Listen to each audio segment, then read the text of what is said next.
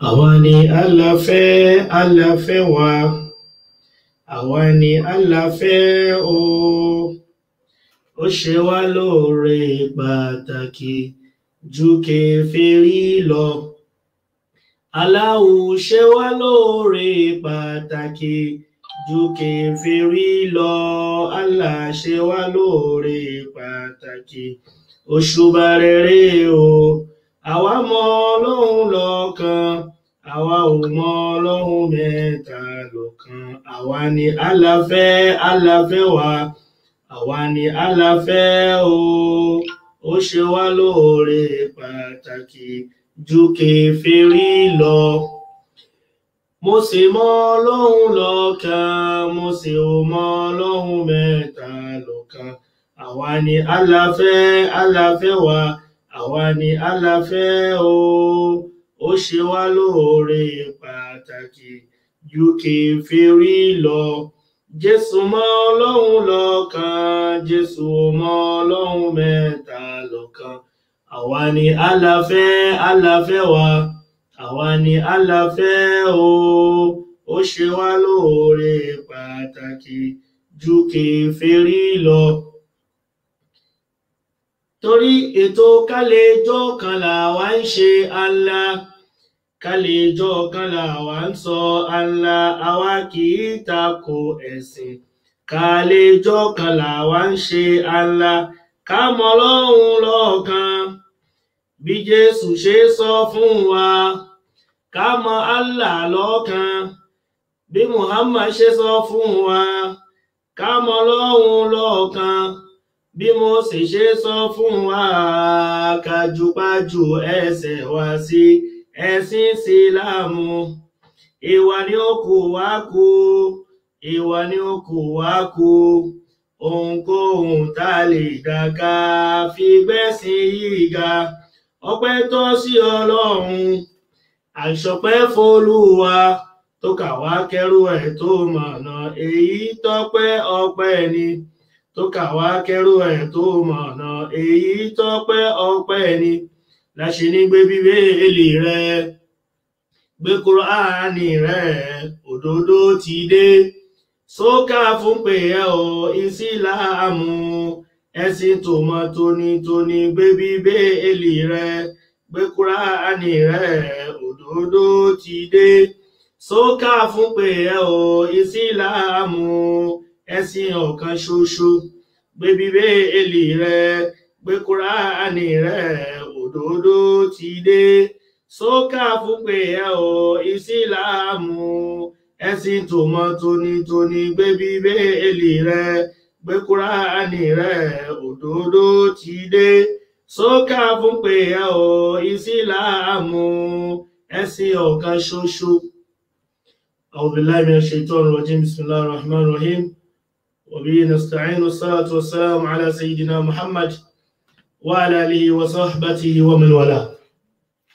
الحمد لله بنعمته تتمه الصالحات. الحمد لله الذي لم يلد ولم يولد ولم يكن له كفوا أحد. الحمد لله الذي أنزل على عبده الكتاب ولم يجعل له عوجا قيما لينذر بأسا شديدا من لدنه ويبشر المؤمنين الذين يعملون الصالحات أن لهم أجرا حسنا ماكثين فيه أبدا وينذر الذين قالوا اتخذ الله ولدا ما لهم به من علم ولا لآبائهم كبرت كلمة تخرج من أفواههم إن يقولون إلا كذبا. adúpẹ́ fún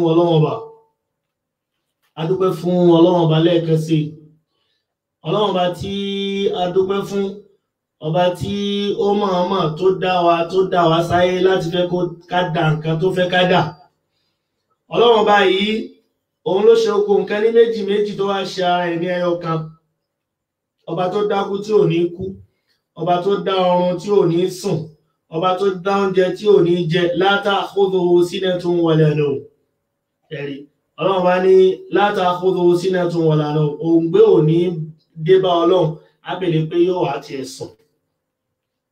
In the book of Psalm chapter 121 verse 4, the Bible says, and behold, he that keepeth Israel does not sleep nor slumber. Kíyèsí, ẹni tí ń pa Ísírẹ́lì mọ́ kì í sùn bẹ́ẹ̀ ni kì í tòògbé.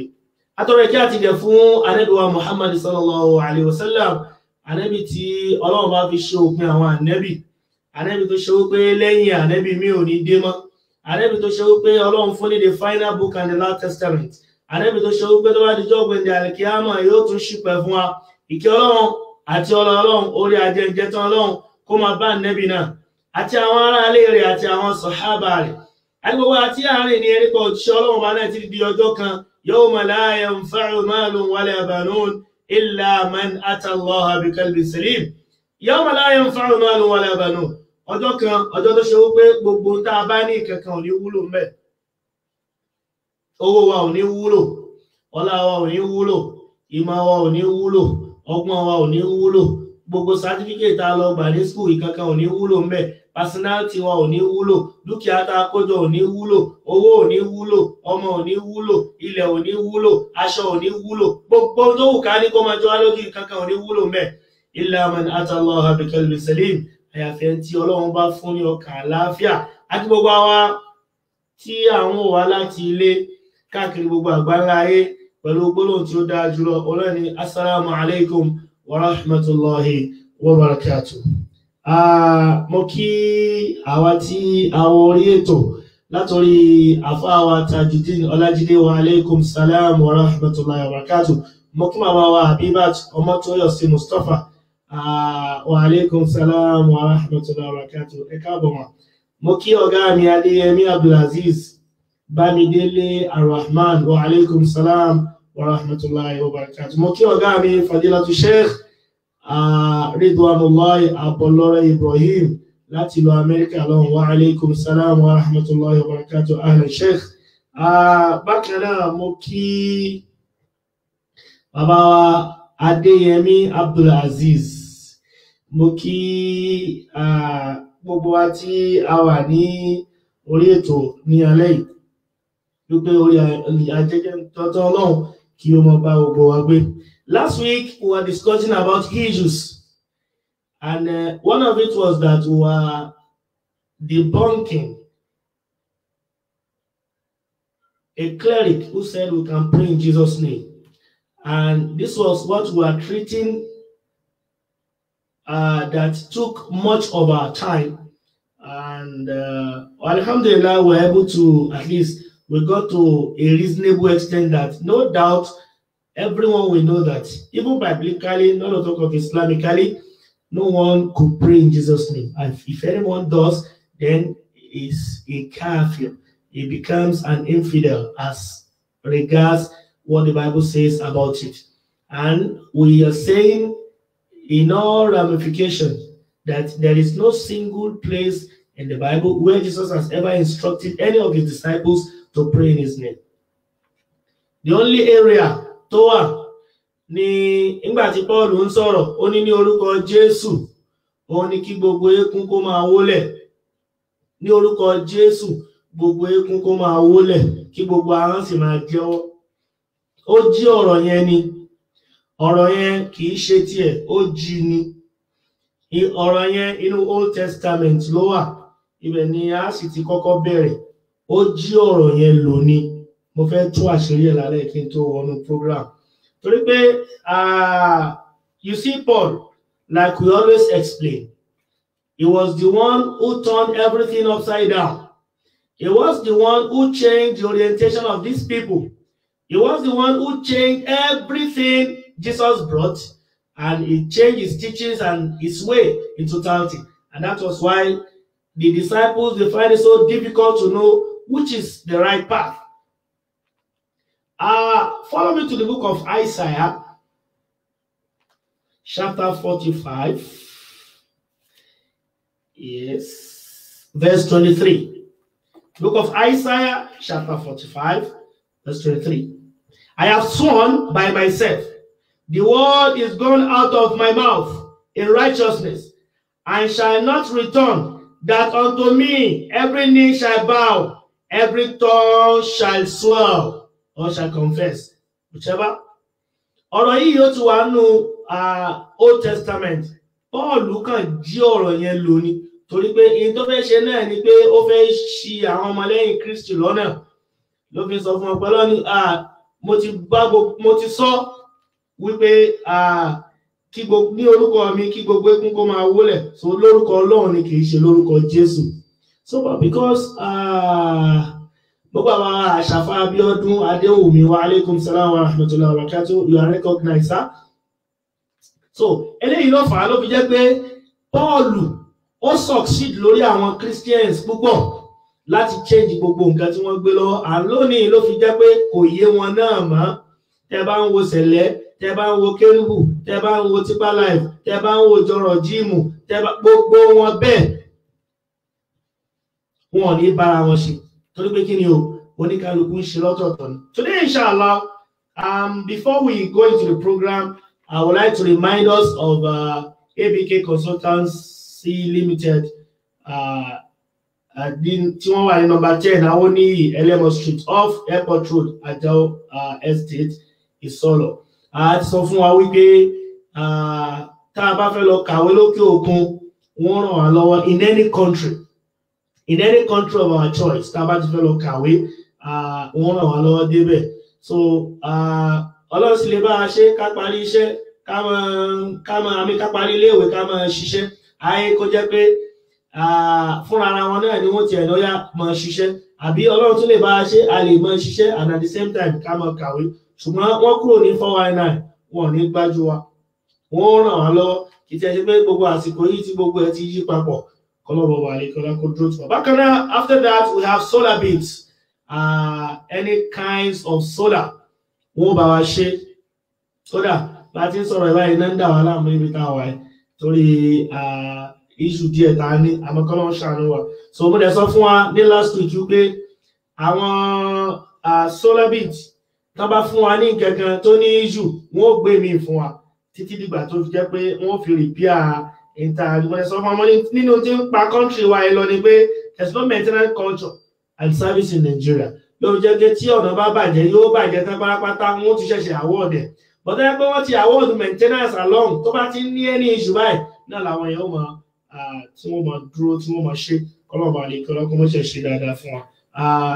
Bá a bá fẹ́ ṣe solar sí ilé wa anywhere in Nigeria, ẹ jẹ́ kí a contact +234 8164 850850 tàbí +234 7020 740338. So ní Nigeria kọ́lọ́ọ̀bà kọ́ mọ́ ṣe bá a ṣe dáadáa fún wa. So àwa tí a bá dẹ̀ wà ní òkè òkun, àwọn numbers wa náà tí a pè láti confirm ti àwọn tó wà Nigeria, kọ́lọ́ọ̀bà kọ́ mọ́ ṣe dáadáa fún wa. Yes, today inshallah we will pick the topic afresh, and the topic is does mankind really need someone like Muhammad to come after Jesus Christ?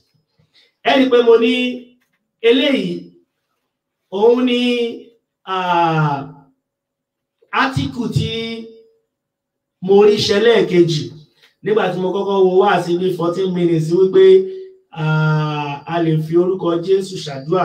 Eléyìí ó kó ìrẹ̀wẹ̀sì ọkàn bá mi púpọ̀. Ibi tí ìrẹ̀wẹ̀sì ọkàn yóò tí kúrò ńbẹ̀ tán nígbà tá a tún fi bá átíkù eléyìí tá a fi bá pàdé. Inshallah wa yànnà rẹ̀ lálẹ́ pẹ̀lú ògo Ọlọ́run. So ordinarily these writers are paid for their job. Iṣẹ́ owó wọn ni wọ́n ń ṣe. But Allah says in the Quran, A'udhu billahi minash shaitanir rajim. Wattaqu fitnatan la tusibanna alladhina zalamu minkum khassa. Ọlọ́run ní ẹ páyà fìtínà kan tí ò ní mọ lórí ẹni tó ṣe. Wa'lamu anna Allaha shadidul iqab. Torí pé Ọlọ́run ọba shadidul iqab, ọba tó le koko níbi fífi ìyà jẹ ni. Bọ́lọ́run ṣe jẹ́ Ghafurur Rahim, bẹ́ẹ̀ náà ló ṣe jẹ́ shadidul iqab. Tí ibi ó bá ti yẹ kí Ọlọ́run ó fìyà jẹ yẹn, Ọlọ́run ó fìyà jẹ. Ibi ó bá sì yẹ kí Ọlọ́run ó foríjì yẹn, Ọlọ́run ó foríjì. So àwa ni ká má yà síbi tí a ti jìyà. So like I said, the writer wrote, Muhammad came after Jesus Christ. Ó tiẹ̀ lọ́rọ̀ kan tí mo fẹ́ gbé wọlé, and that is where I will want us to contribute when it is time for us to call into the program. Ibi kan wà nínú the book of Hosea, chapter 1, verse 1 to 3. The book of Hosea, chapter 1, verse 1 to 3. We Hosea, chapter 1.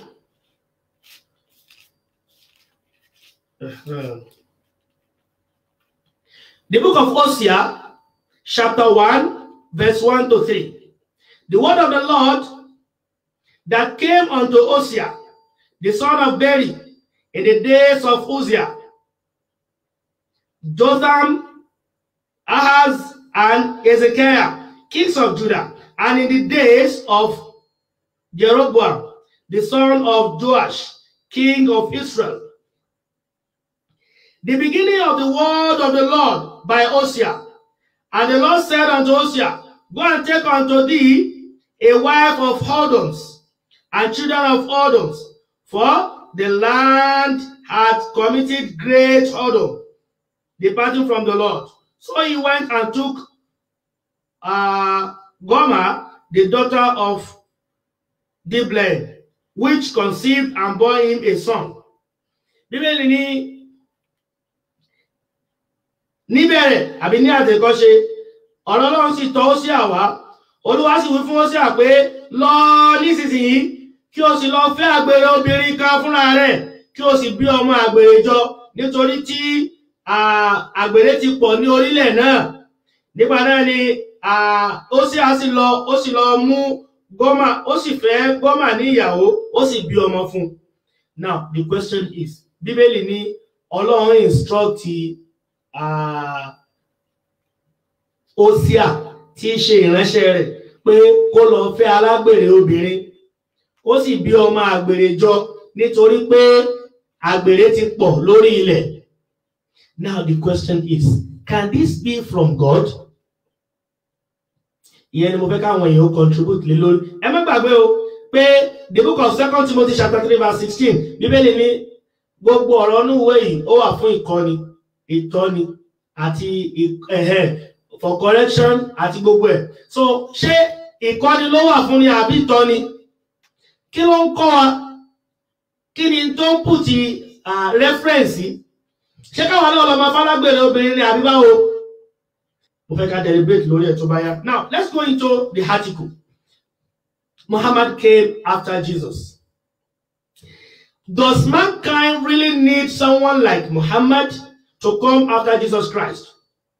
If Allah is God, who sent Noah, Abraham, Moses and David, Elijah, Elisha, John the Baptist, Jesus and Muhammad as claimed in Islam, Shengo as claimed in Islam, why Allah needed to send Muhammad to man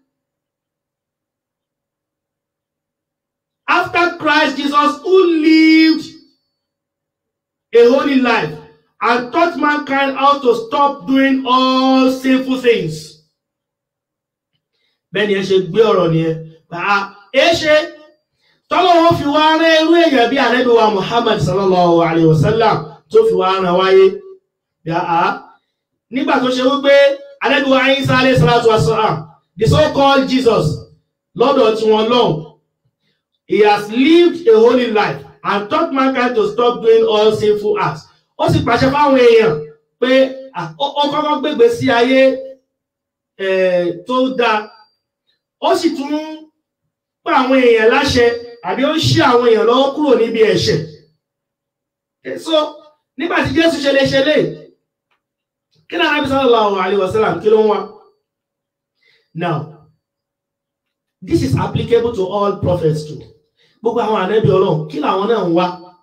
Kò yẹ kí wọ́n pọ̀ tó yẹn náà. Ó yẹ kó jẹ́ pé ànábì Ọlọ́run kan òun ni ó wà. But what the writer failed to understand was that we have numerous prophets, because tí kan bá ti lọ nínú àwọn ànábì yẹn, gbogbo after decades, gbogbo nǹkan tó wá instruct wọn pé kí wọ́n má ṣe, wọ́n wá padà sí. Ọlọ́run tún gbé lómi ìdílé, Ọlọ́run tún gbé lómi ìdílé. Ẹ ti ń sọ̀rọ̀ ìṣe bóun náà mọ̀ Bíbélì ní arán Jésù sí àwọn èèyàn tirẹ̀ ṣùgbọ́n wọn gbàgbọ́. So ṣé káwá fi wọ́n lẹ̀ nú àìgbàgbọ́ wọn yẹn là dandan ni wọ́n gbọ́dọ̀ gbàgbọ́. Now, like I said, that some of these writers are paid for their job. You see, when I was preaching Muhammad, I quoted some words which I will repeat now. So, ẹ rí pé àwọn eléyìí wọ́n kàn gbowó ni ṣùgbọ́n a gbọ́dọ̀ dákẹ́ nítorí ọ̀pọ̀lọpọ̀ àwọn ọmọ wa tó wà ní social media. Because many of them will stumble on all these fake articles and they will believe that something reasonable is there, whereas there is nothing. But because they may not be able to debunk what they have there, àwọn ọmọ wa rí gẹ́gẹ́ bí ọ̀rọ̀ kó lè lómi ojú kò tí. Mo ti rẹ́nìkan tó sọ wípé bí Kùránì ló sọ òun di Christian. Abẹ́ ìmọ̀ wà dánwò. Ìyàwó tí ń yọ ṣọ́ọ̀ṣì lọ àtàwọn ọmọ. Later, ó bá di wàhálà. Wọ́n wá fún ní verse kan nínú Al-Quran tí màá padà mú wá. Ó wá ní, oh Jesus, I'm sorry. Ìgbà táwọn máa interview ẹ̀ ó ní the Quran changed me to Christianity. Ẹ wo ọ̀rọ̀. Ọlọ́run ṣe wá lọ́nà o. Má sì dọ̀rọ̀ rẹ̀ mọ́ lójúrú. Those people who wrote this, they are not Muslims. They are not Muslims at all. These are things you can Google search and you can read on your own. Ayé tiẹ̀ ti di ayélujára. Tẹ́nìkan ò lè fi nǹkan kan pamọ́ fún yàn. You can always get those things as easy as possible. Now, who is Muhammad? By George Bernard Shaw. He must be called the savior of humanity. I believe that if a man like him were to assume the dictatorship of this modern world, he would succeed in solving its problems in a way that would bring it much needed peace and happiness. The Genuine Islam, Singapore, Volume 1. Another one, if greatness of purpose, smallness of means, and astounding results are the three criteria for measuring human genius or greatness, human greatness or genius, we may well ask, is there any man greater than Muhammad sallallahu alaihi wasallam? Is there any man greater than Muhammad sallallahu alaihi wasallam? And in Encyclopedia Britannica, of all the prophets of the world, Muhammad is the most successful. Of all the prophets, Muhammad is the most successful. So, now, he said, and I quote, that Jesus lived a holy life and taught mankind how to stop doing all sinful acts. Now, let us look into the Bible to see the kind of holy life Jesus lived and to see how he managed to teach people to live a holy life. You know, like I used to say, if you want to understand more about the Christians, you read the Bible. I think that is their holy book. If you want to know about Islam, you read the Quran. For the Quran will tell you more about the Muslims. Even when you don't hear from them, you will read it in the Quran. Now, let us see one of the holy lives Jesus lived. In the book of Matthew chapter 5, verse 22. Jésù ní ẹnikẹ́ni tó bá pe ọmọ ìyá rẹ̀ ní aṣiwèrè yóò wọná. Anybody who refers to his brother as a fool is liable to hellfire. Ẹni yóò wọná. Jésù ti wá gbàgbé ńjọ́ náà. In the book of Matthew chapter 23, verse 17, he faced the Jews and he told them, "You blind fools. You blind fools."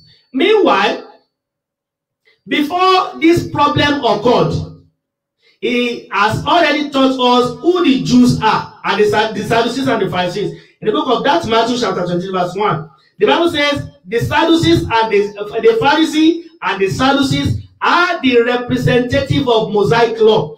Àwọn Pharisee àti Sadducee wọ́n dúró ní ipò Mósè.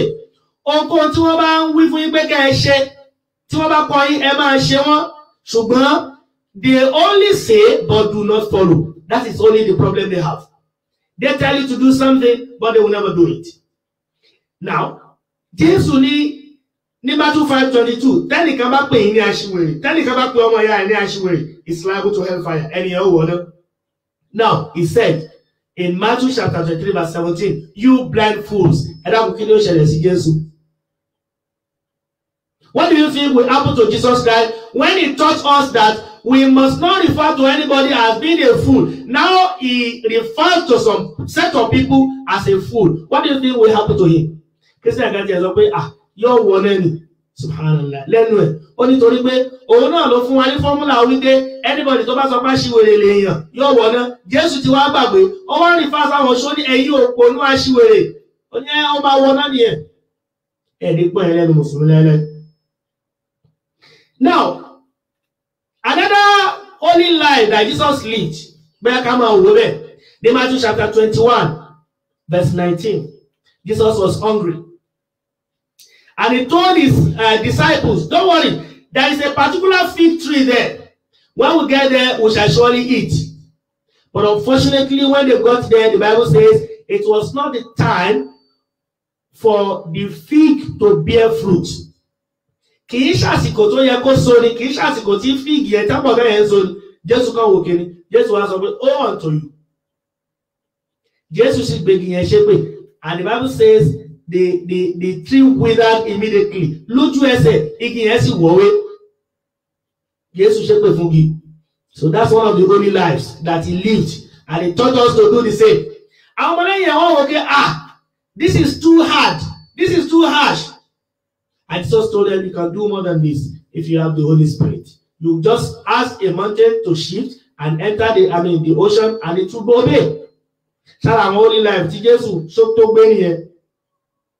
Now, nínú àwọn holy life tó burú tí Bible claim pé Jésù live, in the book of Matthew chapter 10 verse 34. Matthew chapter 10 verse 34. Jésù ní ẹ má ṣe rò pé èmi wá láti wá rán àlàáfíà sí orí ilẹ̀ ayé. Ẹ máa wo. In the book of Matthew chapter 10 verse 34. Jésù ní ẹ má ṣe rò pé èmi wá rán àlàáfíà sí orílẹ̀ ayé. Èmi kò wá rán àlàáfíà sí orílẹ̀ ayé bí kò ṣe idà. For I have come to set a man at variance against his father. Mo wá ya ọmọ nípa sí bàbá rẹ̀, and a daughter against his mother. Àti ọmọbìnrin nípa sí ìyá rẹ̀, and the daughter-in-law against her mother-in-law. Ẹ wo, ṣára àwọn holy life tí Jésù wá gbé ní. Èmi ò wá láti wá rán àlàáfíà bí kò ṣe idà. Allahu Akbar. Tó ẹgbẹ́ lè tó ẹgbẹ́ inú Kùránì ló wà ní àti dáràn. Àwọn Mùsùlùmí àti dáràn, wọn ní já gbádùn anywhere tán bá dé. Allahu Akbar. Even in the book of Matthew chapter 21, that same Matthew chapter 21, verse 1. Now, and when they drew nigh unto Jerusalem, and welcomed the Bethphage unto the Mount of Olives, and then sent Jesus 2 disciples, saying unto them, go into the village over against you, and straightway ye shall find an ass. Ye shall find an ass tied and cut with loose them, and bring them unto me. And if any man say aught unto you, ye shall say the Lord hath need for them, and straightway he will send them. Bíbélì ní nígbà tí wọ́n súnmọ́ Jerúsálẹ́mù, Jésù wá sọ fáwọn ọmọlẹ́yìn ẹ̀ pé ẹ lọ, ẹ máa rí kẹ́tẹ́kẹ́tẹ́ kan tí wọ́n so mọ́lẹ̀ àti ọmọ rẹ̀, ẹ tú wọn, ẹ máa kó wọn bọ̀. Ọmọlẹ́yìn ní Jésù wá ní tẹ́nibọ̀dì bá àrá sí àbí tó bá challenge, ẹ sọ fún wọn wípé Olúwa ní fi ṣe nǹkan oní nǹkan. Abájọ that the pastors will take things without inquiry. Wọ́n gba nǹkan anyhow, wọ́n dẹ̀ máa sọ fún wa wípé Olúwa ní fi ṣe. Àṣé bí Bíbélì lára holy life tí Jésù náà gbé nìyẹn o. According to the writer of the article. Lára holy life náà nìyẹn wà. Now, even in the book of Luke chapter 12 verse 49, Jésù ní ẹ má ṣe, ó ní iná ni mo wá rán sí orílẹ̀ ayé. Luke chapter 12 verse 49. Iná ni mo wá rán sí orílẹ̀ ayé. Kódà bẹ́ẹ̀ ni pé kó ti máa jó ni. Is that a holy life? In the book of Luke chapter 11 verse 45 to 46. Àwọn kan wá bá Jésù. Wọ́n ní we are lawyers. Jésù ní lawyer ni kò ní dá fún yín bí mo ṣe ń wò yín. Wàláhì nínú Bíbélì. Luke chapter 11 verse 45 and 46. Wọ́n ní we are lawyers. Inú wọn tún dùn, wọ́n tún sọ fún Jésù pé àwọn tó rí o we are lawyer. Jésù ṣé lawyer ni kò ní dá fún yín bí mo ṣe ń wò yín. Àbí kí ni ìtumọ̀ ègbé ni fún yín? In fact, ìtumọ̀ ègbé tó wà bẹ́ẹ̀ ó pọ̀. Sọ́mùrì gbogbo ègbé ni kò ní dá fún ọ, kò ní yí ọ, ò ní rí bá ti ṣe, ò ní lọ́nà gbégbà, ayé ó polúkúrú muṣu ni. Ìtumọ̀ ègbé gbogbo ègbé ló kì sínú ẹ̀. Now, ẹ jẹ́ ká tún wo Luke chapter 14 verse 26. Kẹ́ ẹ lè rí o, torí èmi ò mọ the kind of holy life this man was talking about. If all these are from the Bible, then what are you talking about? Luke chapter 14 verse 26. Luke 14, 26. The book of Luke chapter 14 verse 26. Now, Luke chapter 14 verse 26. If any man come to me and hate not his father and mother and wife and children and brethren and sisters, ye and his own life also, he cannot be my disciple. Jésù ní bí ẹnìkan bá ń tọ̀ mí lẹ́yìn tí kò sì kórìíra bàbá rẹ̀ àti ìyá rẹ̀ àti ìyàwó rẹ̀ àti àwọn ọmọ rẹ̀ àti àwọn arákùnrin rẹ̀ àti àwọn obìnrin rẹ̀ àti ẹ̀mí ara rẹ̀ kò í ṣe ọmọlẹ́yìn mi. Allahu Akbar. Kì í ṣe ọmọlẹ́yìn mi. Tó bẹ́ẹ̀ lè hate bàbá rẹ̀, kò hate ìyá rẹ̀, kò hate ìyàwó rẹ̀. So what kind of lesson is that from Jesus Christ? What lesson? Because he told us that he has lived a holy life. Why do we? Allahu Akbar. Torí àsìkò ẹ jẹ́ kí n tún máa kà lọ ní Matthew chapter 12 verse 47 to 48. Book of Matthew chapter 12. Matthew chapter 12 verse 47.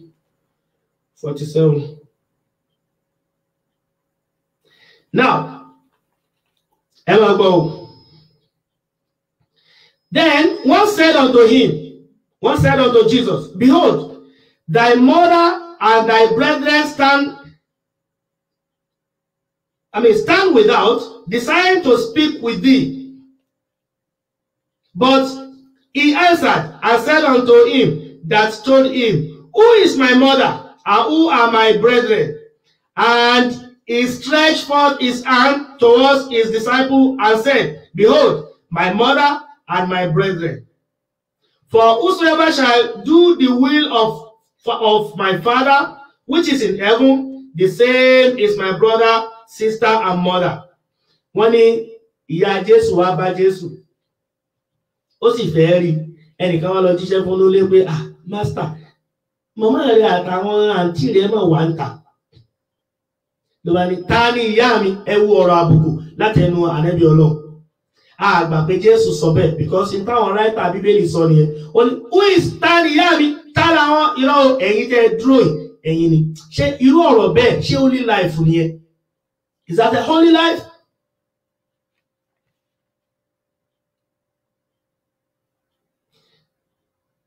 Now, like I said the other time, Jesus ní Matthew 23:23. Matthew chapter 20 verse 1, the Pharisees and the Sadducees are the representative of Mosaic law. Àwọn Pharisee àti Sadducee wọ́n dúró ní ipò Mósè. Ohunkóhun tí wọ́n bá ń kọ́ yín, ẹ máa ṣe wọ́n, ṣùgbọ́n wọ́n jẹ́ ni tí ń wí.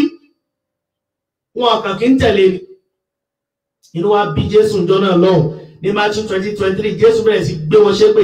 Ègbé ni fún yín, ẹ̀yin akọ̀wé àti Farisí alágàbàgebè, nítorí tí ẹ̀yin á máa gba ìdámẹ́wàá. Nítorí tí ẹ̀yin á máa gba ìdámẹ́wàá. Jésù ní gbogbo ẹni tó bá ti ń gbà ìdámẹ́wàá kò ní dáa fún, kò ní rí bá ti ṣe, kò ní rọ́nà gbégbà, ayé ẹ̀ máa bàjẹ́ ni, ayé ẹ̀ máa polúkúrú musu. Bíbélì ló sọ bẹ́ẹ̀ o. Mo sọ fún alẹ́ kan, mo ní ègbé sọ́mùrì gbogbo èpè ni, kò ní yí ọ́, kò ní dáa fún ọ. Gbogbo tẹ́lẹ̀ rò lépè láyé ó ní túmọ̀ ègbé. Kò tún wá mọ síbẹ̀, Luke 11:42, Jésù ní kìí ṣe àwọn tí ń gbà nìkan o. Ní Luke 11:42, Jésù ní ègbé ni fún yín, ẹ̀yin akọ̀wé àti Farisí alágàbàgebè, nítorí tí ẹ̀yin á máa san ìdámẹ́wàá. Bíbélì ní àtẹ̀yin tẹ́ ń gbàdámẹ́wàá, àtẹ̀yin tẹ́ ń sàdámẹ́wàá kò ní dáa fẹ́yìn méjèèjì. Ẹ ní ṣoríire, a ní jèrè yín lá. Bíbélì ló sọ bẹ́ẹ̀ o. So which means pé gbogbo àwọn tó ń kọrin pé tọmọdé tàgbà ẹ san ìdámẹ́wàá yìí, èyí lóhun tó Olúwa pa láṣẹ. San ìdámẹ́wàá rẹ̀, má ṣe já Ọlọ́run lólè o. Rántí Málákì orí 3 ẹsẹ̀ 9 dé 11.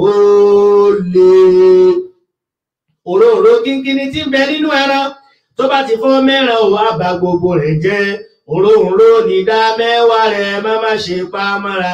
Ìdámẹ́wàá ní ilẹ̀kùn, òun ni kí o sàdámẹ́wàá rẹ̀ o, kí ààrẹ lè pọ̀ rẹpẹtẹ.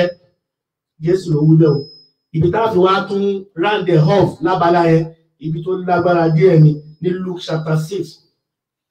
The book of Luke chapter 6. Ṣé ìgbésí ayé tó holy náà lélẹ̀? Lẹ́nìkan wá sọ pé béèyàn bá gbérú eléyìí kò ní ìdí kánẹ́bí wa Muhammad sallallahu alaihi wasallam. That is why I am using the Bible against you. I am using the Bible to explain what you don't know to you. Ẹ máa wo eléyìí tí ẹ̀ lé pọ̀ ní Luke chapter 6 verse 1. And it came to pass on the second Sabbath, after the first, that he went through the cornfields, and his disciples plucked the ears of corn and did eat, rubbing them in their hands.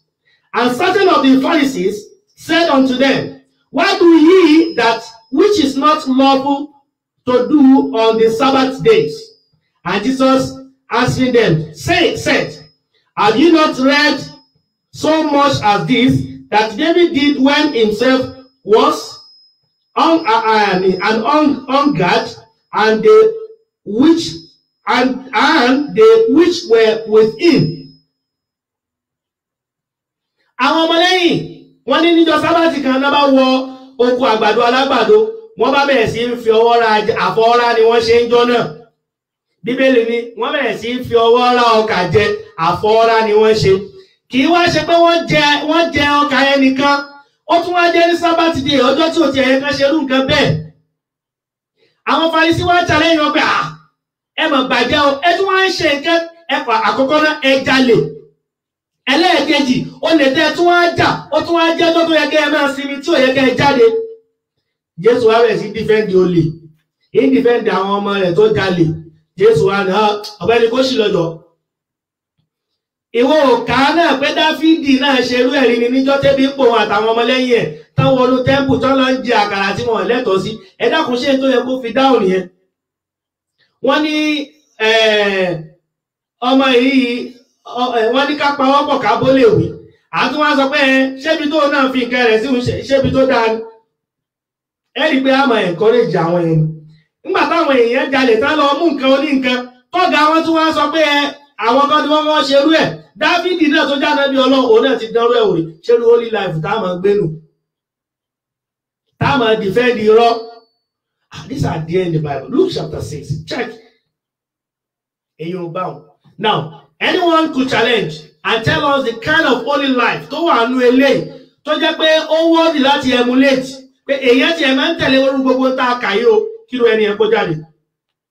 That's an aspect. Another aspect then, because Muhammad did not come to stop mankind from doing sinful things. Because Muhammad did not come to stop mankind from doing sinful things, but he came to live a sinful life and show mankind how to do evil and sinful acts or things. Ṣe gbọ́rọ̀ burúkú. Àdébìtẹ́ rí yẹn o, gbogbo ọjọ́ ayé rẹ̀ ẹ̀ṣẹ̀ ní fi ń dá. Ẹ dákun, ta ló dẹ́ṣẹ̀ jù náà Ànábì sallallahu alaihi wasallam àti Jésù? Jésù ẹgbẹ́ ọ̀daràn ní Jésù. Díẹ̀ ni mo mú wá nínú àwọn nǹkan tó wà nínú Bíbélì o. Ọ̀daràn pátápátá ní Jésù according to the Bible. Ẹ dákun, téèyàn bá ṣọ̀daràn, ṣé èèyàn lè máa defend àwọn ọ̀daràn? Yorùbá ní olè ló mẹsẹ̀ olè tọ̀ lórí àpáta. Jésù tún defend àwọn ọ̀daràn. Despite tó mọ̀ pé ọ̀daràn ni wọ́n, ó tún defend wọn. Ọlọ́run sọ fún Ànábì wa Muhammad sallallahu alayhi wa sallam nínú Al-Qur'ani tiwa. Torí pé, like I used to say, Ọlọ́run ò fi ìmọ̀ Ọlọ́run lọ́kàn, Ọlọ́run ò fi ròyìn Ànábì. Ọlọ́run ò fi ààwẹ̀, Ọlọ́run ò fi ròyìn Ànábì.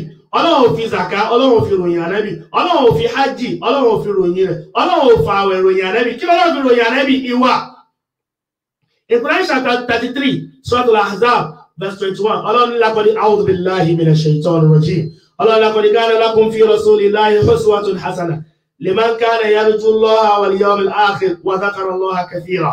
Ọlọ́run bá ní laqad kana lakum fi rasulillahi uswatun hasanah. Ọlọ́run ní ẹ̀rí.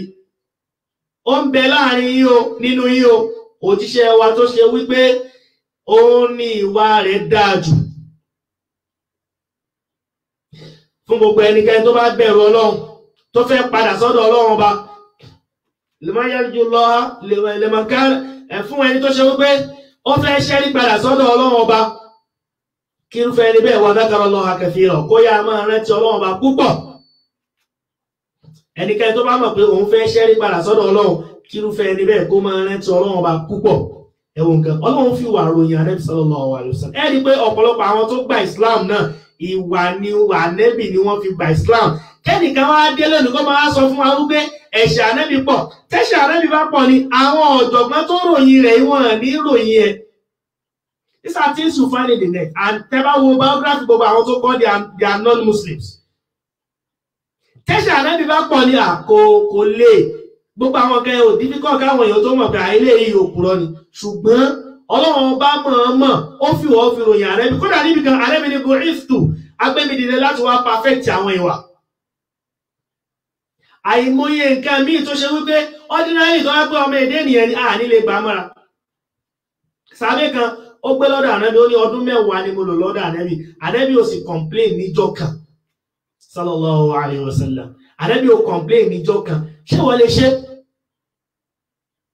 Kẹ́nìkan dé ọ̀dọ̀ rẹ̀, ó ti máa ìwọ gan ló ti máa ní wà ó ibi àìrìn sí bí ibi la máa rìn sí ibi la máa ń sí tó ti kódà ẹlòmíì gan tó bá dọ́dọ̀ èèyàn ní for the first time ẹ̀mí rẹ̀ ó fẹ́ bọ́ torí ọ̀pọ̀lọpọ̀ àwọn òfin ni ó tẹ̀lé tí ó pọ̀ lóríṣiríṣi. So in the book of Revelation chapter 19 verse 11.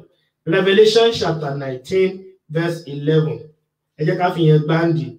Revelation chapter 19 verse 11.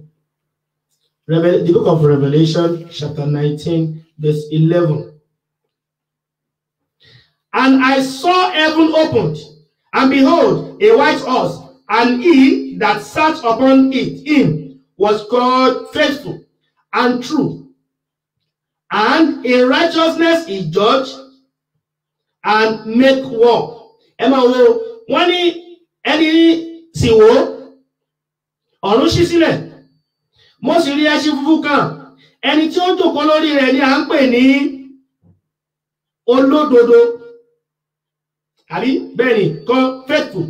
Nínú òótọ́ àti nínú òdodo ni ó ń dájọ́ tí ó sì tún jagun. Kò sí ẹni tí ọ̀rọ̀ yìí bá wí, Ànábì wa Muhammad ni sallallahu alayhi wa sallam.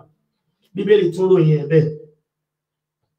Bíbélì tún ròyìn ẹ̀ bẹ́ẹ̀ pé nínú òdodo òun ní ń dájọ́. Kẹ́nìkan wá sọ fún wa pé Muhammad lived a sinful life and never stop people of mankind from doing sinful things. But he came to live a sinful life and show mankind to do evil. Imagine. What an insulting statement. He has come to do evil. Ẹ dárúkọ evil. Ọlọ́run tí ẹ wá yọ tí ò mú evil yẹn wá. Ó wá filẹ̀ bẹ́ẹ̀. Now, is Allah not a false God? Ẹ tún gbọ́rọ̀. Is Allah not a false God? Who is different from Yahweh, the true God? Ẹ rí pé tẹ́ bá wo ẹni ṣe ẹ rí pé linguistically he has a problem of language barrier, in the sense that every ethnic has its own way by which they refer to God.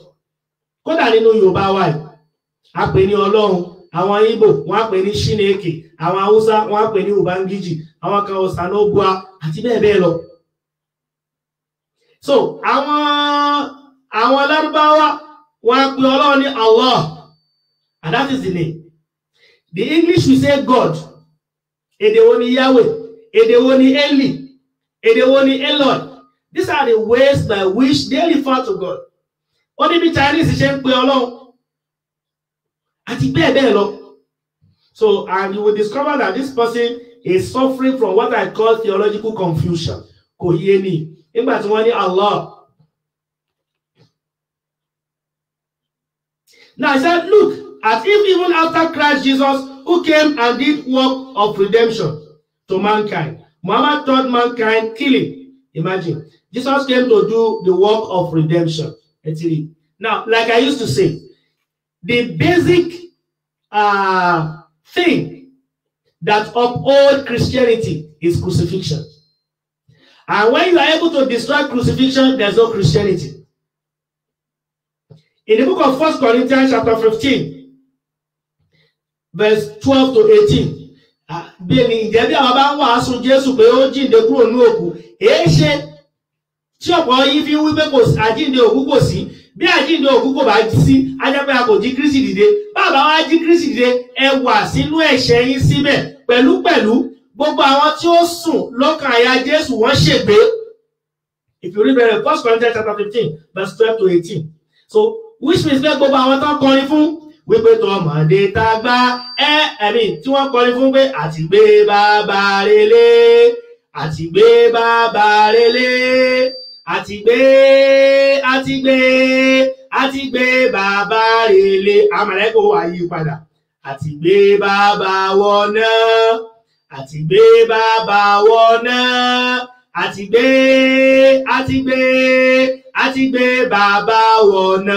Iná ni torí pé bàbá ò ṣiṣẹ́. Ilé ló lọ tààràrà, bàbá relé o, ilé ló lọ tààrà. Irọ́ ni bàbá ò níbi kankan tí ń lọ. Bàbá ò ṣe kí ni o, kò níbi kankan tí ń lọ. Torí pé kò ṣiṣẹ́ tó lè fi tẹ̀síwájú, so kò níbi tí ń lọ. Torí pé iṣẹ́ wo la rán Jésù.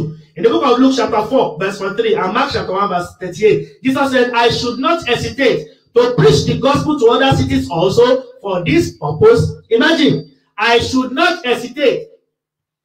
Luke chapter 4, verse 43, and Mark chapter 1, verse 38. I should not hesitate to preach the gospel to other cities also. For this purpose, I have been sent. You're welcome, sir, and you're highly recognized. For this purpose, P-U-R-P-O-S-E, for this purpose I have been sent. Kí ló dé tí ó sọ wípé kí n wá kú fẹ́ṣẹ̀ ni wọ́n ṣe rán mi? Ìgbàgbọ́ mi dúró sórí ẹ̀jẹ̀ àtòdodo Jésù. Èmi kò gbẹ́kẹ̀lé ohun kan lẹ́yìn orúkọ ńlá Jésù. Mo dúró lé. Krista pátá, ilẹ̀ mìíràn. Ìyàrin ló jẹ́ mo dúró lé. Krista pátá ayérayé ilẹ̀ mìíràn. Bàbá ò ìyàrin ni. Now, Jesus said, I should not hesitate to preach the gospel to other cities also. For this purpose, I have been sent. Tabasilowo in Matthew chapter 4, verse 17. Wọ́n ní láti ọjọ́ náà ni Jésù ti ń wàásù wípé ẹ ronúpìwàdà, ìjọba ọ̀run kù sí dẹ̀dẹ̀. Matthew chapter 4, verse 17. Ẹ ronúpìwàdà, ìjọba ọ̀run kù sí dẹ̀dẹ̀. Kódà kó tó dé, kí Jésù tó dé, ní Matthew chapter 3, verse 2. Wọ́n ní John the Baptist máa ń wàásù pé káwọn èèyàn ronúpìwàdà. Táwọn lẹ́yìn náà bá lọ in Mark chapter 6 verse 12, wọ́n máa ń wàásù pé káwọn èèyàn ronúpìwàdà. Torí pé it is repentance that will bring about remission of sin. Ìrònúpìwàdà ni ó mú ẹ̀ṣẹ̀ kúrò. Kì í ṣe pé kí Jésù wá kú fẹ́ṣẹ̀ tí ó mọ̀. Ìdí nìyẹn náà nígbà tó fi ń kọ́ wọn ní bàbá tí ń bẹ lọ́run. Ó ní dárí ẹ̀ṣẹ̀ wa jì wá bá a ti ń dáríjì àwọn tó ṣẹ̀ wá. As simple as that. Dárí ẹ̀ṣẹ̀ wa jì wá bá a ṣe ń dáríjì àwọn tó ṣẹ̀ wá. What else do you need?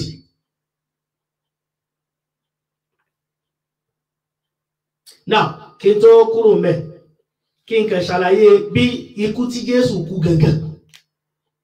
Ní John chapter 3 verse 14, Jésù ní bí Mósè ṣe gbé ejò sókè ní aginjù, bẹ́ẹ̀ ni a kò ṣàìlè má gbé èmi ọmọ ènìyàn kúrò láyé.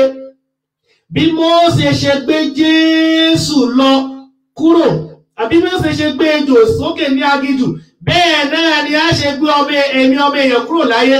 Ìyẹn tiẹ̀ wá simple. Tá bá lọ wo John chapter 12 verse 32 to 33, ó ní àti èmi Jésù, nígbà tí a bá gbé mi sókè kúrò láyé, màá wá fa àwọn èèyàn sọ́dọ̀ ara mi. Ní verse 33, Bíbélì ní ó ń wí èyí, ó ń ṣe àpẹẹrẹ irú ikú tí òun yóò kú. Allahu Akbar. Bíbélì ní ó ń wí èyí.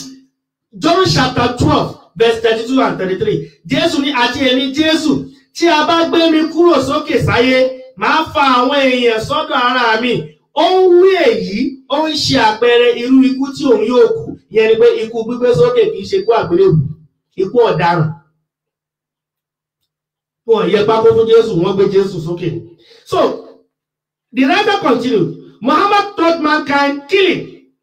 Ó sì mú ẹ̀rí wá in Quran chapter 9 verse 111 and Quran chapter 47, níbi tọ́lọ̀ wá ti ń pèpè ọ̀rọ̀ jihad, cast strife in the cause of Allah. Àkọ́kọ́ ni pé ogun jíjà ní Islam, the Muslims are never the cause.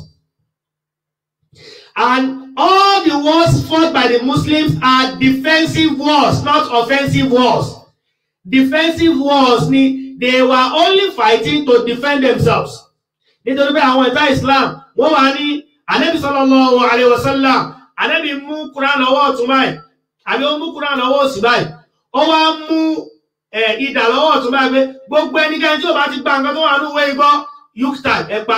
Now the question is, ìgbà wo ni wọ́n compile Quran? Àṣìṣe àkọ́kọ́ nìyẹn. Nígbà wo ni wọ́n compile Quran? Ṣé nígbà tánàbí lọ́tà ni wọ́n tó compile Quran? Though they memorize it off hand and they learn it by heart. Lásìkò ẹ̀, àwọn èèyàn ha sórí. Ṣé wọ́n wá ti wá ṣe síwèé lásìkò Ànábì sallallahu alaihi wasallam? Ẹni pé irú ẹni yẹn á ti mọ̀ wípé àṣẹ ní ń sọ. So, and mo ṣì ń bọ̀ lórí ogun jíjà, kápá yẹn. Ṣé kò sí inú Bíbélì náà ni? Nítorí pé Christian, wọ́n kàn rò pé wọ́n lè sọ̀rọ̀ bẹ́ẹ̀ kí wọ́n mú jẹ. Àwọn ogun, in fact, téèyàn bá fẹ́ mọ̀ nípa ogun kó lọ ka Bíbélì. Master tactician ni Jesus Christ. Jésù mọ̀ nípa ogun púpọ̀. Now, the man continued. Muhammad taught mankind to revenge. Muhammad taught mankind to beating another man's wife. Then Muhammad taught mankind how to hijack another man's wife. Muhammad sallallahu alaihi wasallam. Muhammad taught mankind how to be having sex with many women. Finally, does mankind really need someone like Muhammad after Christ Jesus? Muhammad, the man who made himself a prophet by forcing his word on people by his own.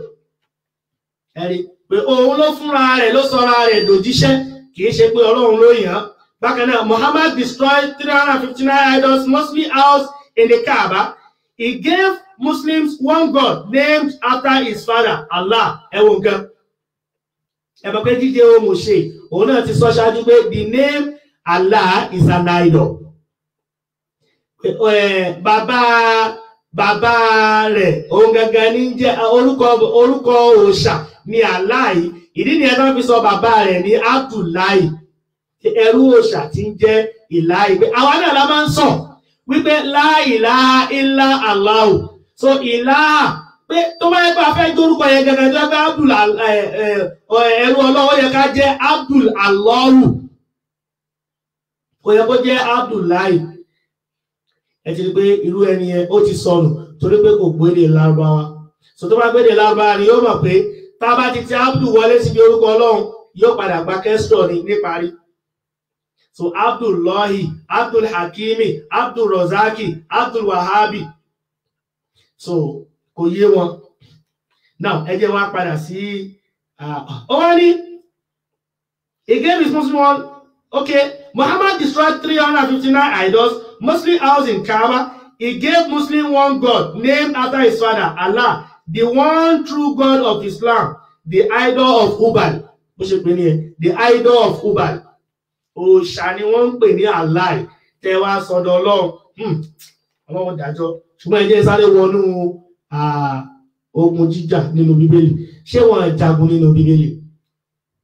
Àkọ́kọ́, the killing in the Bible. Kó tó di pé killing bẹ̀rẹ̀, ṣe bẹ́ẹ̀ yóò ṣe some kind of physical preparation. That's exactly what Jesus did. Ní Luke chapter 22 verse 35 to 36, Jésù ní mo rán yín lọ láì ní àpò, láì ní àsùnwọ̀n àti agbó pẹ̀lú. Ọ̀daràn kan dá yọ nǹkan tó pọ̀ dá wa. Jésù ní ẹni tó bá ní àsùnwọ̀n àti àpò àti bàtà, ṣùgbọ́n ẹni tí kò bá ní idà kí ó ta aṣọ rẹ̀ kí ó sì fi ra ọ̀kan. Ní verse 38, Bíbélì ní wọ́n sì wí pé Olúwa ṣá o, idà méjì ń bẹ níhìn. Jésù fún ọ pé idà méjì tó. Ọmọlẹ́yìn Kristi kan wọ́n ní ẹ̀yin Mùsùlùmí ẹ lè understand the Bible. It is not possible for ordinary flesh to understand the Bible. Idà tí Bíbélì Jésù ń sọ ń bẹ̀ yẹn Bíbélì ni. Idà tí Jésù ń sọ ń bẹ̀ yẹn Bíbélì ni. Mo wá ní okay, I agreed wípé Bíbélì ni. Ṣùgbọ́n version wo ni? Jẹ́ kọ́kọ́ mú láti lọ. Version wo ni? Ló bá ní mo wá lọ́dà jáde ọkọ̀ kàbá iná kó lè yé wa. So wọ́n ní wọ́n sì wípé Olúwa ní Luke chapter 22 verse 38. Idà méjì ń bẹ níhìn káwá ní òkè. Bíbélì méjì ń bẹ níhìn. Jésù sì wí fún wa wípé Bíbélì méjì tó. Ṣùgbọ́n ètò wa ń nọ́ka ọ̀tọ̀rọ̀ yẹn. Ó ní John chapter 18 verse 10 to 11 and Matthew chapter 26 verse 51. Wọ́n ní bí ó sì ń sọ ti ẹnu rẹ̀, ọ̀kan nínú àwọn oníṣẹ́ tí ó dúró tí ó yọ, Pétérù sì yọ idà rẹ̀, ó sì fi ṣákan nínú àwọn ọmọ olórí àlùfáà, ó sì ké ní etí sọnù. Wọ́n ló bá máa ní rárá o, kì í ṣe dà o, Bíbélì ni o. Torí gbogbo bí ta bá ti rí dà Bíbélì ni. So àti máa tán fi Báíbù ṣe ní ìsìn, wọ́n fi Báíbù ṣàyàn létí lọ́la rárá wà fà, eléyìí ò ṣe Bíbélì o, ìdálélé. What are you talking about? Jésù ní káwọn ọmọlẹ́yìn ẹ lọ wádà. Ibi tí wọ́n tún wá lè dé tí ò sí pọ̀ tó lára wọn gbà náà, wọ́n tún lówó láti radà. Bó ṣe ká ọgbà aṣọ wọn tó, wọn idà méjì ni wọ́n lè secure. Now, ní Ezekiel chapter 21 verse 9 to 10, ẹ wá lọ wo bí Bíbélì ṣe ń kì í dà. Nínú Al-Qur'an, ẹ lè rí bí kankan tí Kùránì ti dárúkọ dà àbí tó kì í dà, ṣùgbọ́n ní Bíbélì kì í dà fún wa.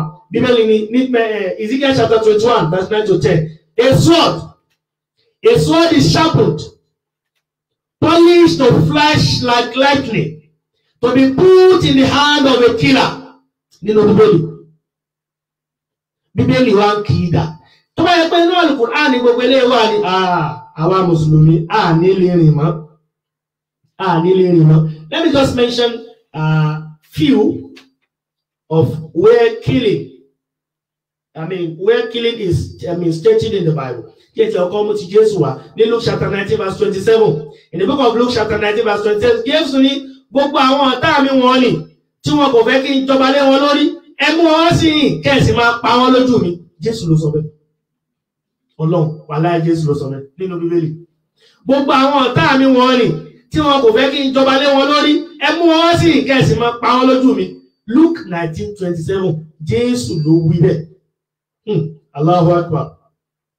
Ní 2 Chronicles chapter 15 verse 12 and 13. 2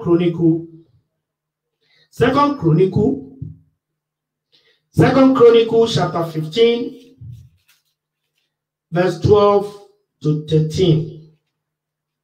Now, and they entered into covenant to seek the Lord God of their fathers with all their heart and with all their soul, that whosoever will not seek the Lord God of Israel should be put to death, whether small or great, whether man or woman. Gbogbo ẹnikẹ́ni tí kò bá ti wá Ọlọ́run Ísírẹ́lì, pípa ni kí ẹ pa, ìbá jẹ́ kékeré, ìbá jẹ́ àgbàlagbà, ìbá jẹ́ ọkùnrin, ìbá jẹ́ obìnrin. nínú Bíbélì.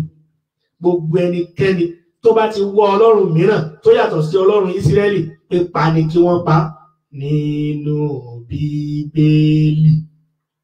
As if nothing of such is found in the Bible.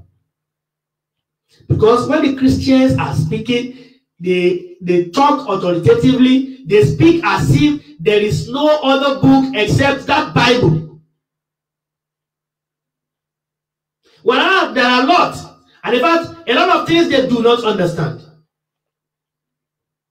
Again, if you can come nítorí àsìkò. Ní 1 Samuel chapter 15 verse 3. Bíbélì ní Olúwa sì fún wa pé lọ nísinsìnyí kí ẹ sì kọlù Amálẹ́kì, kó o sì pa gbogbo nǹkan wọn ní àparun, má sì ṣe dá wọn sí, pa ọkùnrin, pa obìnrin, pa ọmọ tó wà ní ẹnu ẹmú, pa kẹ́tẹ́kẹ́tẹ́ àti ràkúnmí, pa gbogbo nǹkan wọn láparun. Bíbélì ló sọ bẹ́ẹ̀. Bẹ́ẹ̀ sì ni nínú Islam ní ètò ogun jíjà. Àìpọ̀ ọmọ kékeré, àìpẹ̀rẹ̀, àìpọ̀ obìnrin. Nínú ogun jíjà Islam. But look at the Bible. Ẹ jẹ́ wo tí Jésù sọ, Matthew 19 verse 27. Àwọn ọ̀tá mi wọ̀n ni tí ò fẹ́ kí n jọba lé wọn lórí, ẹ mú wọn wá sí kẹ́ ẹ máa pa wọ́n lójú mi. Ẹnìkan máa kọrin fún wa. Olúwa sọ mí di iná tí ń jó nírun níwájú ogun èṣù tó ń dọdẹ fáyé mi níbo. So, àìmọye ogun tí wọ́n jà nínú Bíbélì mọ́ kan rárá mú eléyìí wá ni o fún torí àwọn tí wọ́n kọ. Ká ní pé àjọ jòkó tá a jọ ń sọ̀rọ̀ ni yóò sún wọn. So, gbogbo àwọn ọ̀rọ̀ wọ̀nyí kò ṣeé fi ilẹ̀ bẹ́ẹ̀ káṣà wa sọ pé kò kàn wá torí pé mo ń sọ̀rọ̀ kan lẹ́ẹ̀kan, mo ní arákùnrin kan ó ní Kùránì ló sọ òun di Christian. Àwọn tí wọ́n ń kà náà lélẹ́yìí o. Gbogbo àwọn nǹkan wọ̀nyí náà ni wọ́n máa ń kà o. That they will read an article that was written by a nonsense and nonsensical person and they will believe in what they read.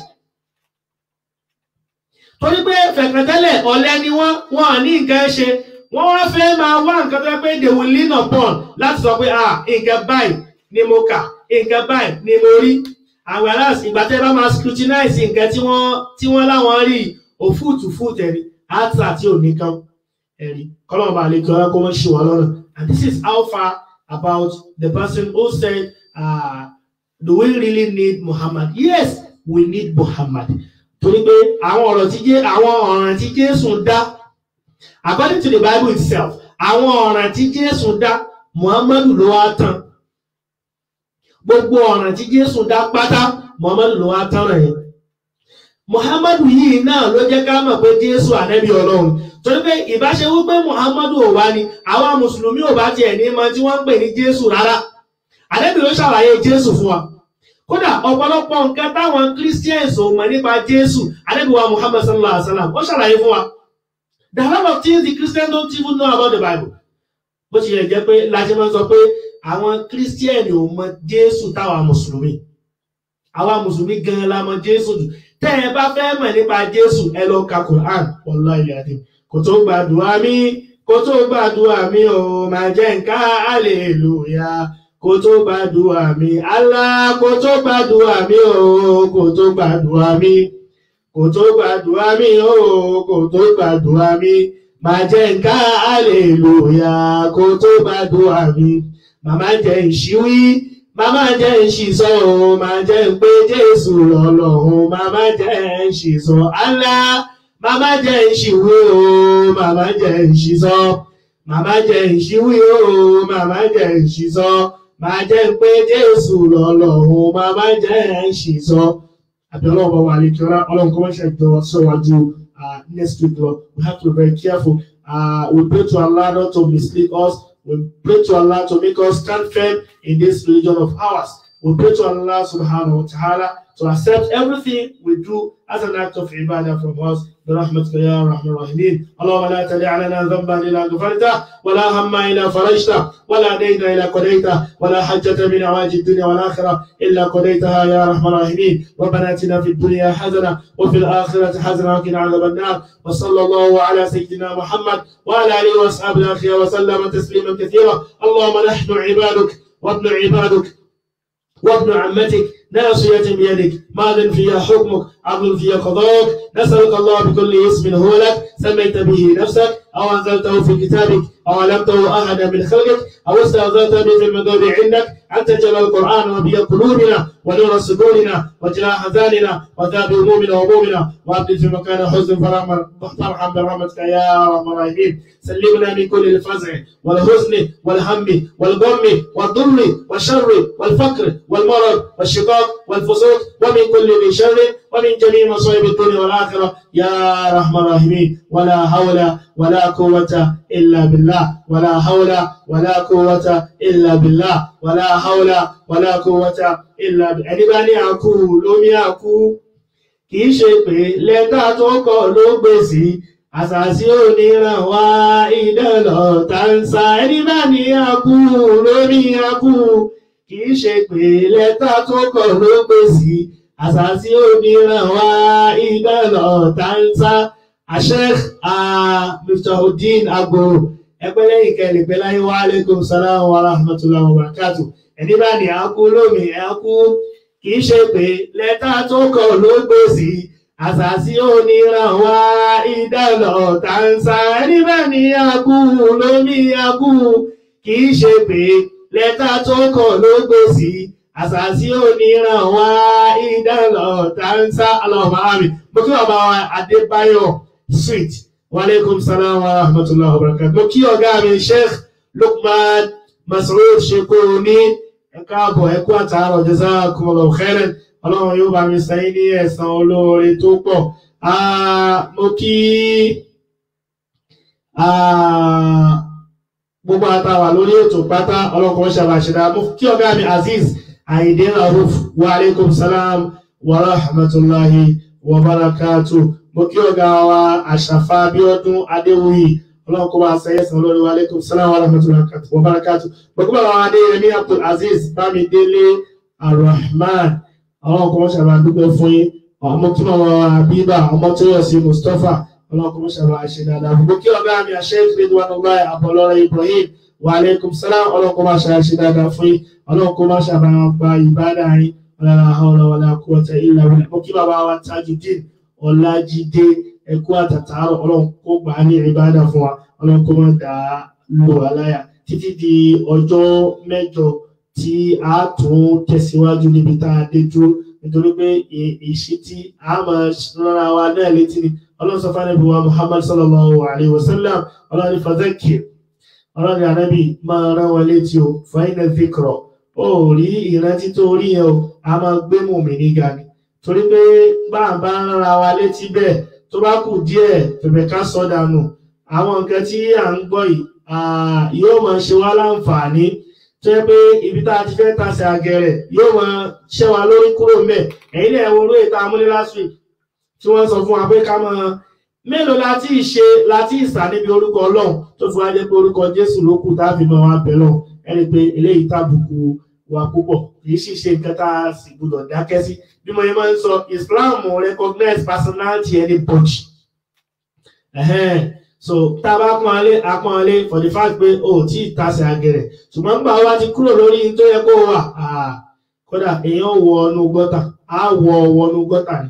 so àníyàn wọn ò ṣe pé ká bú ẹnìkan ṣùgbọ́n àníyàn wa ni pé láti correct àwọn mùsùlùmí torí pé lómi kò ní mọ̀ kò sì ní torí pé ó tún lè wá jẹ́ pé ẹni tí ó tún lọ béèrè lọ́wọ́ ẹ̀ kó jẹ́ pé ẹni ó dàbí ìgbà tí adití bá dákú tí akólòlò lóhùn fọ̀fọ̀ jí adití dákú akólòlò lóhùn fọ̀fọ̀ jí wọ́n ní kí ni wọ́n pè afọ́jú lóhùn gbẹ́ sàárè àbí bóò ni ó ṣe wá rọrùn ẹni pé kò ní rọrùn àfi ká máa sọ bẹ́ẹ̀ títí tí gbogbo wa náà ó tún fi pàdé pẹ̀lú Ọlọ́run torí pé tá a bá tún kúrò tán àwọn míì ó tún gbéṣẹ́ Ọlọ́run Yorùbá ní bàbá kú rè ọlọ́run kó mọ́ ṣàdúró ti gbogbo wa ẹni bá ní àkú lómi àkú kì í ṣe pé lẹ́tà tó kọ̀ ló gbèsè àṣàṣì oníran wá ìdẹ́lọ̀ táǹtà ẹni bá ní àkú lómi àkú kì í ṣe pé lẹ́tà tó kọ̀ ló gbèsè àṣàṣì oníran wá ìdẹ́lọ̀ táǹtà subhanakallahumma wa bihamdik ashhadu an la ilaha illa ant astaghfiruka wa atubu ilayk subhana rabbika ẹni mo sọ̀rọ̀ kan nípa tá a bẹ̀rẹ̀ ọ̀rọ̀ ní Hosea chapter 1 verse 1 to 3 bíbélì ní ọlọ́run sọ fún wòlíì Hosea wípé lọ fẹ́ àgbèrè obìnrin kí ẹ sì bí ọmọ alágbèrè jọ Hosea chapter 1 kí tiẹ̀ tó lọ bó tiẹ̀ jẹ́ kọ́ọ̀lù ẹyọ kan àbí méjì ó yẹ ká gbà lọ fẹ́ àgbèrè obìnrin kó o sì bí alágbèrè obìnrin jọ Hosea chapter 1 verse 1 to 3 ọlọ́run instruction látọ̀dọ̀ ọlọ́run sọ fún Hosea pé kó lọ fi alágbèrè obìnrin kó sì bí àgbèrè obìnrin jọ pé torí pé àgbèrè pọ̀ ńlẹ̀ ẹ dákun ṣe criteria tí a fi lọ fẹ́ àgbèrè obìnrin nìyẹn ẹni pé bíbélì wonderful ìwé ilẹ̀ nìkan wà gbé sí wa níwájú tí ó máa sọ pé bíbélì mi ni wọ́n máa gbé o bíbélì mi ni wọ́n máa gbé bí mo bá kà á máa tuntun kà bíbélì o bíbélì mi ni wọ́n máa gbé kí lè yẹn tún kà lóye kí ni téèyàn tún kà mẹ́ wọ́n sì tó bá ti tún kà ẹ̀bí ìgbà téèyàn tún wàhálà kà ní George Bernard Shaw only the most dangerous book on earth is the Bible keep it under lock or keep it out of reach of children tó o bá ti bẹ́ẹ̀ dáràn keep it out of reach of children keep it under lock bíbélì ìwé ayérayé bíbélì ọ̀rọ̀ ọlọ́run bíbélì ọlọ́mọ ṣe wà lọ́nà ọlọ́mọ ṣe wà títí di ọjọ́ mẹ́jọ subhanakallahumma wa bihamdik ashhadu an la ilaha illa ant astaghfiruka wa atubu ilayk subhana rabbika rabbil izzati amma yasifun wa salamun ala al mursalin walhamdulillahi rabbil alamin sallu ala nabiyil karim.